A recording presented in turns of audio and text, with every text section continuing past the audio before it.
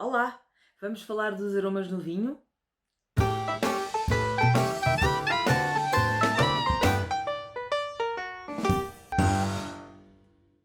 Olá, chamo-me Maria João de Almeida, sou consultora de vinhos do Lidl e, tal como prometi no outro dia, estou aqui hoje para vos explicar sobre os aromas do vinho. Há muita gente que se confunde quando falamos de aromas no vinho, porque falamos de aromas frutados, vegetais, florais, citrinos, enfim, todo um rol de aromas que o vinho pode ter. Há mesmo pessoas nas minhas formações que me perguntam se os produtores e os enólogos colocam estes aromas todos e estes produtos todos no vinho para eles cheirarem a estes aromas.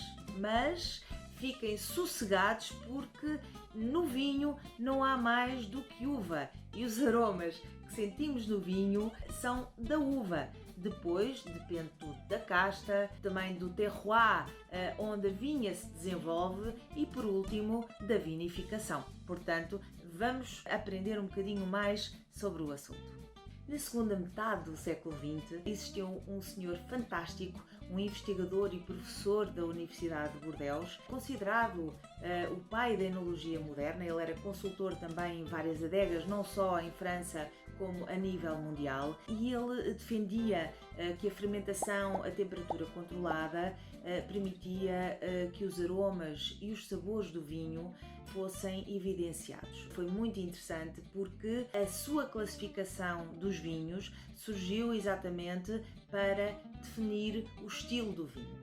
E essa classificação incluía aromas como, por exemplo, o frutado, o floral, o vegetal, o etéreo, o químico, o balsâmico, a especiaria, o empiromático e o animal.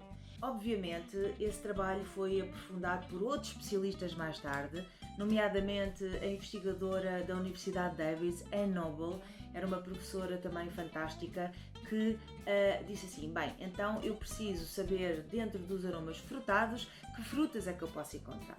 Então, Anne Noble construiu uma roda dos aromas, podem ver aqui no gráfico, e que no fundo traduzia e completava o trabalho de Émile Pernod. Posso pegar num vinho, dizer que ele tem um aroma frutado, que me cheira a amoras, frutos silvestres, amora madura, por exemplo, alguma especiaria e algum balsâmico. A especiaria pode ser pimenta, por exemplo, e o balsâmico pode ser, por exemplo, resina.